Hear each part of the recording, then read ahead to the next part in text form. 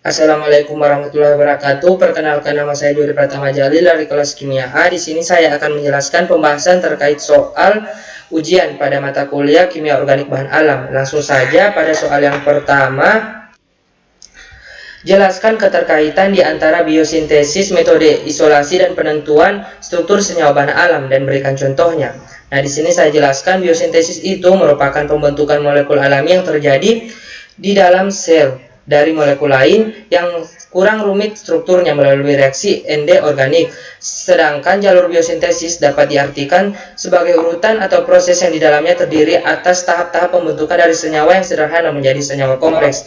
Kemudian isolasi merupakan sebuah usaha bagaimana caranya memisahkan senyawa yang bercampur sehingga kita dapat menghasilkan senyawa tunggal yang murni. Kemudian penentuan struktur merupakan tahapan terpenting dari penggunaan analisis spektroskopi modern, di mana untuk menentukannya setelah diperoleh senyawa dari hasil isolasi, maka adanya saling keterkaitan antara biosintesis, isolasi, dan penentuan struktur. Dari biosintesis tersebut akan diketahui sifat dan karakteristik dari senyawa tersebut. Jika sudah teridentifikasi senyawanya, akan mudah melakukan metode isolasi. Adapun cara mengisolasi tanaman, ini melalui beberapa tahap, yaitu penyiapan sampel, diekstraksi, fraksinasi, kromatografi, dan purifikasi. Dari hasil isolasi inilah diperoleh senyawa murni. Senyawa murni inilah yang selanjutnya kita akan melakukan penentuan struktur. Di sini saya mengambil contoh nikotin. Nikotin merupakan suatu alkaloid dengan nama 3-pyrrolidil atau pyridin. Saat diekstraksi dari daun tembakau, nikotin tak berwarna tetapi segera menjadi coklat. Bersentuhan dengan udara, nikotin dapat menguap dan dapat dimurnikan dengan cara penyulingan dari larutan yang dipasangkan. Isolasi dari nikotin dengan cara sokletasi menggunakan pelarut metanol, kemudian dilakukan penggaraman dengan asam dan ekstraksi alkaloid dengan basa. Kemudian setelah itu dianalisis menggunakan spektrum IR dan NMR. Berikut dari hasil spektrum IR dari nikotin. Sumber jawabannya dari skripsi identifikasi nikotin dari daun tembakau kering dan uji efektivitas ekstrak daun tembakau sebagai insektisida penggerek batang padi. Kemudian soal yang kedua, jelaskan cara serta reaksi yang digunakan untuk mengidentifikasi golongan flavonoid. Yang pertama, spektrum natrium metoksida merupakan basa kuat yang dapat mengionisasi hampir semua gugus hidroksi pada inti flavonoid. Spektrum ini biasanya merupakan petunjuk sidik jari pola hidroksilasi dan juga bermanfaat untuk mendeteksi gugus hidroksi yang lebih asam dan tidak terdistribusi. Kemudian spektrum AlCl3 atau HCl membentuk kompleks tahan asam dengan gugus hidroksi, dan keton juga membentuk kompleks tak tahan asam dengan ortodihidroksil sehingga dapat digunakan untuk mendeteksi kedua gugus tersebut. Kemudian spektrum natrium asetat yang menyebabkan pengionan yang berarti pada gugus hidroksil flavonoid yang paling asam. Jadi natrium asetat digunakan terutama untuk mendeteksi adanya gugus-gugus 7 hidroksil bebas atau yang setara. Kemudian spektrum natrium asetat atau asam borat menjembatani kedua gugus hidroksi pada gugus ortodihidroksi dan membentuk senyawa kelat, sehingga reaksi ini dapat digunakan untuk mendeteksi adanya gugus ortodihidroksi pada senyawa flavonoid.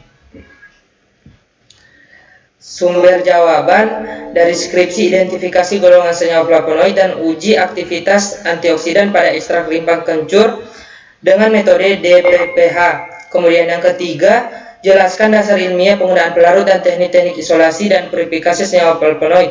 Isolasi dilakukan dengan ekstraksi maserasi dengan menggunakan pelarut metanol, kemudian diekstrak, dilarutkan dengan aqueous, kemudian pemisahan tanin dilakukan dengan ekstrak plastisi dengan etil asetat. Ekstrak bebas tanin dilarutkan dengan pelarut metanol, kemudian diekstraksi, lapisan metanol dipekatkan, lalu dianalisa kromatografis lapis tipis dan pemisahan dilakukan dengan kromatografi kolom sehingga dihasilkan fraksi-fraksi flavonoid.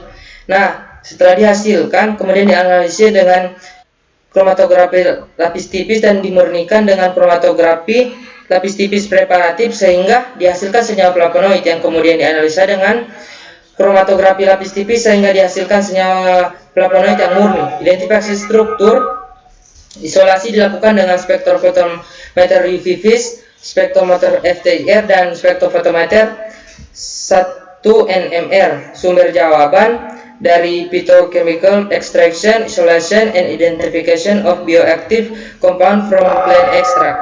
Kemudian yang keempat, berikan contoh identifikasi sekurang-kurangnya 5 jenis reaksi organik yang terkait dengan biosintesis flavonoid. Yang pertama, interkonveksi kalkon dan flavon. Prinsip dari reaksi isomerasi ini dapat digunakan untuk mensintesa suatu flavonon dari suatu kalkon yang mengandung gugus hidroksi bebas pada posisi 2 aksen. Agar reaksi ini berlangsung dengan sempurna, gugus-gugus hidroksi lainnya kecuali pada posisi 2 aksen dalam molekul kalkon harus dilindungi terlebih dahulu oleh metilasi OH menjadi OCH3 seperti yang ditunjukkan pada reaksi 2-dihidroksi 4,4 aksen 6 aksen trimetoksikalkon dikatalisis oleh H2SO4 menjadi 4 aksen 5,7 trimetoksiflavonon.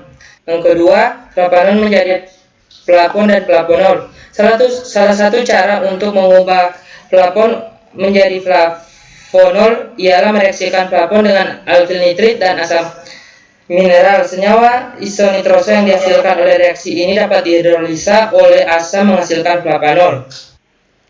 Agar reaksi ini berlangsung sempurna, gugus hidroksi bebas dalam molekul flavanol perlu dilindungi sebelumnya oleh metabolisme. Flavanol dapat diubah menjadi flavon yang sebandingnya dengan cara yang pertama dihidrogenasi, yang kedua brominasi flavon pada proses diikuti oleh dehidrobominasi dari senyawa 3 bromoflavonon yang dihasilkan. Kemudian yang ketiga dihidrogenasi flavonon langsung menjadi flavon oleh yodium dan basa lemah. Kemudian yang ketiga, kalkon menjadi flavon dan flavonol. Cara untuk mengubah kalkon menjadi flavon, dihidrogenasi kalkon dengan selenium dioksida seperti halnya pengubahan flavon menjadi flavon. Kemudian yang terakhir, flavon dan flavon menjadi garam flavinium. Pengubahan flavon dan flavon menjadi garam flavinium ini dilakukan dengan mereduksi flavon atau flavonol menjadi hidroksiflavan. Hasil reduksi ini diubah menjadi garam flavium yang sebanding oleh asal klorida dalam alkohol. Reaksinya bisa dilihat, apigenin disintesis oleh Ni kemudian menghasilkan hidroksiflavan, kemudian dikatalis oleh HCl menghasilkan garam flavinium. Kemudian terakhir sintesis flavon dan flavonol lazimnya disintesis dari suatu aseton terdistribusi yang disiapkan untuk cincin A dari molekul flavon dan flavonol. Sumber jawaban dari bahan ajar kimia organik bahan alam flavonoid. Kemudian yang kelima, berikan penjelasan tentang jalur flavonoid dan sertakan bagan reaksinya. Jalur flavonoid sebagian besar telah ditandai terutama pada Zemas tetapi juga pada V. vinera.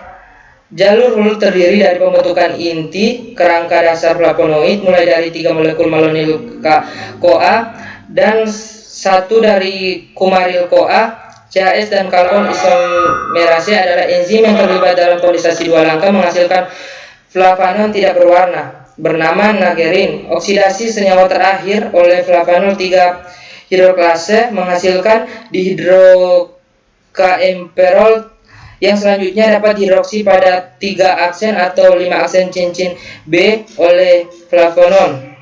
Masing-masing menghasilkan dihidroquercetin atau dihidromycetin. Bisa dilihat bagannya reaksi.